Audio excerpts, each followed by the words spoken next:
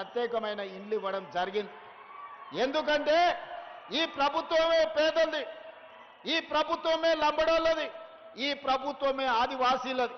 ఈ ప్రభుత్వం ఉన్నదే లంబాడి సోదరులకు ఎస్టీ రిజర్వేషన్లు ఇచ్చింది ఇందిరమ్మ. మీ ఊర్లో చదువుకున్న జైపాల్ రెడ్డి ఆనాడు కష్టపడి దేవరకొండ బడిలో చదువుకున్న జైపాల్ రెడ్డి లంబడోళ్లను ఎస్టీలో ఇవాళ చేర్పించిండు. ఆడ ఈడ కొంతమంది కుట్రలు చేస్తారు. ఎవరెన్ని కుట్రలు చేసినా గిరిజనుల మధ్యలో పంచాయతీ తెంచి అందరు కలిసి ఉండేటట్టుగా ఈ ప్రభుత్వం ముందుకు తీసుకెళ్తే తప్ప ఒకరికి అన్యాయం చేసి ఇంకొకరిని ఏదో చెయ్యాలన్న ఆలోచన ఈరోజు మన ప్రభుత్వానికి లేదు. అదేవిధంగా రైతు రుణమాఫీ కావచ్చు, 1,00,000 రూపాయలు అన్నాడు, 4 విడతలు అన్నాడు, మిత్తి కడతాను అన్నాడు. శివరాఖరికి రైతుల నెత్తి మీద అప్పు పెట్టిండు, చేతిలో సిప్ప పెట్టిండు. ఆయన పోయి ఫామ్ హౌజ్లో వండుకుండు. కానీ రుణమాఫీ జరగలే. ఆయన ఇచ్చింది మిత్తికే సరిపోయింది, అసలు అట్లే మిగిలిపోయింది. అందుకే మన ప్రభుత్వం అధికారంలోకి రాగానే 2,00,000 రూపాయల రైతు రుణమాఫీ చేస్తామని చెప్పి అధికారంలోకి వచ్చిన మరుక్షణం 25,35,000 రైతు కుటుంబాలకు 20,614 కోట్ల రూపాయలు రైతు రుణమాఫీ చేసి రుణ విముక్తులను చేసి రైతు అంటే రాజు, వ్యవసాయం దండుగ కాదు, వ్యవసాయాన్ని పండుగ చేస్తామని మన ప్రభుత్వం నిరూపించింది. అదే కాకుండా ఆనాడు చెప్పిండు కాంగ్రెస్ వస్తే కరెంటు ఉండదని, కాంగ్రెస్ వస్తే రైతు బంధు బంద్ అవుతుందని. నేను ఇవాళ మా యువకులను అడుగుతున్న, ఎక్కడైనా కరెంటు బంద్ అయిందా? సోదరులారు ఎప్పుడైనా బంద్ అయిందా? రైతులకు ఉచిత కరెంటు ఎవరు ఇచ్చింది? మొట్టమొదటి సంతకం పెట్టింది ఎవరు? ఆనాడు 2004 డాక్టర్ వైఎస్ రాజశేఖర రెడ్డి, కోమటిరెడ్డి గారు, అదేవిధంగా ఉత్తమ్ కుమార్ రెడ్డి గారు ఎమ్మెల్యేలుగా ఉన్నప్పుడు ఎల్పీ స్టేడియంలో మొట్టమొదటి సంతకం డాక్టర్ వైఎస్ రాజశేఖర రెడ్డి ఉచిత కరెంటు మీద సంతకం పెట్టి 1,200 కోట్ల రూపాయలు రైతుల కరెంటు బిల్లులు మాఫీ చేసి వేలాది క్రిమినల్ కేసులు రైతుల మీద ఉంటే రద్దు చేసింది కాంగ్రెస్ పార్టీ. ఇవాళ ఉచిత కరెంటు పేటెంట్ రైతు కాంగ్రెస్ పార్టీది. కరెంటు ఉండదన్నాడు కదా, అవును నిజమే. ఎవరింట్లో లేదు కరెంటు, కేసీఆర్ ఇంట్లో లేదు. ఫీజులు స్టార్టర్ అన్నీ ఊడబెరికిను తెలంగాణ ప్రజలు. కేసీఆర్ ఇంట్లో మాత్రమే కరెంటు లేదు. రైతుల ఇళ్లల్లో 24 గంటల కరెంటు, ఇండ్లకే కాదు వ్యవసాయానికి ఈ 2 ఏళ్లల్లో 24 గంటల కరెంటు ఇచ్చిన చరిత్ర కాంగ్రెస్ పార్టీది.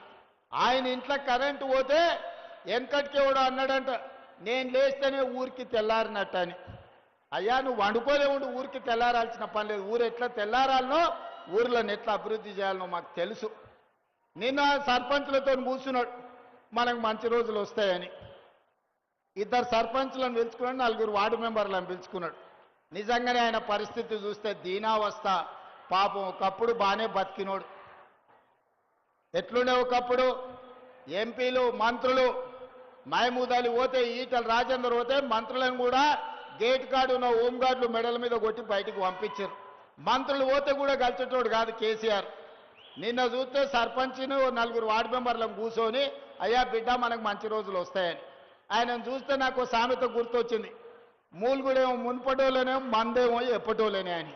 వెనకటి పెద్దోళ్ళు చెప్పారు, ఏదైనా పని చెప్తేనేమో మూలిగేటోడంట. మందు ఉన్నది రా దావత్ అంటే నాకు కావాల్సిందే, నాకు ఆపు కావాలి, ఫుల్ కావాలని. మూడుగులేమో మున్పటోలేనేమో మందేమో ఎప్పటోలేనే అని. నిన్న ఆయన మంచి రోజులు వస్తాయంటున్నాడు. మంచి రోజులు నగదు నాయన, నీకు అవకాశం వస్తే ముంచే రోజులు వస్తాయి. నువ్వు, నీ కొడుకు, నీ అల్లుడు, నీ బిడ్డ కలిసి 4 దిక్కుల తెలంగాణ రాష్ట్రాన్ని పీక్క తిన్నారు, దోసుక తిన్నారు.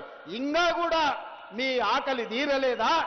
4 కోట్ల తెలంగాణ ప్రజల్ని మీరు 4 కలిసి పీక్క తిని ఈరోజు తెలంగాణను అప్పుల పాలు చేసి 8 లక్షల కోట్ల రూపాయల అప్పుల పాలు చేసినా ఇంకా మీ ఆశ సావలేదు, మీ ఆకలి తీరలేదంటే ఇక దేవుడు ఒక్కడే మీను శిక్షించేటోడు.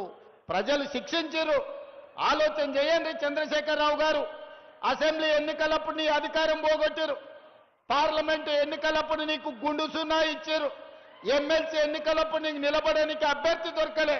మొన్న జూబ్లీహిల్స్ లో రెఫరెండం అంటే బోడబండ కాడ బండకేసి బాది బొందబెట్టిరు. మాకెవ్వడు అక్కర్లేదు. మా కాంగ్రెస్ పార్టీ కార్యకర్తలు మా దిక్కుంటే నీ పక్కనే నీ కొడుకుంటే చాలు నీ పార్టీని బొందబెట్టనీకే. నీకెవ్వడు అక్కర్లేదు. నీ కొడుకే గుదిబండ. ఆ బండ ఉన్నంతసేపు నీ పార్టీని బొందబెడతారు. ఇక మంచి రోజులు ఎట్లకెళ్ళి వస్తాయి కేసీఆర్? తెలంగాణ ప్రజలకు మంచి రోజులు వచ్చినాయి. తెలంగాణ ప్రజలకు 24 గంటలు విద్యుత్ వచ్చింది. తెలంగాణ ప్రజలకు సన్న బియ్యం వచ్చినాయి. తెలంగాణ ప్రజలకు రేషన్ కార్డు వచ్చింది. తెలంగాణ ప్రజలకు రైతు రుణమాఫీ జరిగింది. తెలంగాణ ప్రజలకు రైతు భరోసా పథకం వచ్చింది. మా ఆడబిడ్డలకు 27,000 కోట్ల రూపాయలు సున్నా వడ్డీ వచ్చింది. మా ఆడబిడ్డలకు ఆర్టీసీ బస్సులు వచ్చినాయి. మా ఆడబిడ్డల ఆర్టీసీ బస్సులో ఉచితంగా అమ్మగారింటికి పోవాలన్నా, అమ్మవారిని దర్శించుకోవాలన్నా, దేవరకొండలో ఉండే వెంకటేశ్వర్ల స్వామికి ఆలయానికి రావాలన్నా మా ఆడబిడ్డలు ఉచిత బస్సులో ఈరోజు ప్రయాణం చేస్తున్నారు. మా నిరుద్యోగ యువకులకు, ముఖ్యంగా మా నల్గొండ జిల్లాలో ఉన్న చదువుకున్న పిల్లలకు 15,000 కానిస్టేబుల్ ఉద్యోగాలు వచ్చినాయి. తెలంగాణ రాష్ట్రంలో 61,000 చిల్లర ప్రభుత్వ ఉద్యోగాలు వచ్చినాయి. ఇవాళ ప్రతి వాడికి న్యాయం జరిగింది. ఓ పక్కన రైతులకు, రెండో పక్కన మహిళలకు, మూడో పక్కన యువకులకు ఈరోజు మేలు జరిగింది. ఇంకో పక్కన సాగునీటి ప్రాజెక్టులు. ఇవాళ సాగునీటి గురించి మనం మాట్లాడుకోవాలి. ఎస్ఎల్బీసీ 2005లో ప్రారంభించారు. ఆనాడు కోమటిరెడ్డి గారు, జానారెడ్డి గారు అందరూ పట్టుబట్టి నల్గొండ నాయకులందరూ కలిసి ఫ్లోరైడ్ బాధిత ప్రాంతం, ఈ ప్రాంతంలో నడువొంగిపోయిన వాళ్ళు, కాళ్ళు వంగిపోయిన వాళ్ళు ఈరోజు బతకలేని పరిస్థితుల్లో తాగునీటి సమస్య, ఫ్లోరైడ్ సమస్య, ఎస్ఎల్బీసీ కడితేనే మాకు న్యాయం జరుగుద్దని కొట్లాడి 2,000 కోట్లతో ఆనాడు ప్రారంభించి 30 కిలోమీటర్లు ఉమ్మడి రాష్ట్రంలోనే టన్నెల్ కొడితే 10 కిలోమీటర్లు 2 ఏడాదికో కిలోమీటర్ చేసిన ఎస్ఎల్బీసీ పూర్తి అయ్యేది.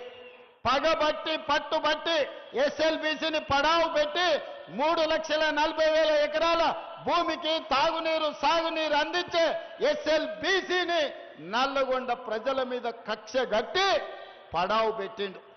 ఇవాళ మళ్ళీ మనం వచ్చినాకనే ఆ పనులు ప్రారంభించినాం. దాంట్లో ప్రమాదవశాత్తు ఒక 8 మంది చచ్చిపోతే మామ అల్లులు పైశాచిక ఆనందం డాన్సులు చేస్తారు. అమ్మయ్య చచ్చిపోయింది, ఇంకా ఎట్లన్నా ఎస్ఎల్బీసీ ఆగుతుందని.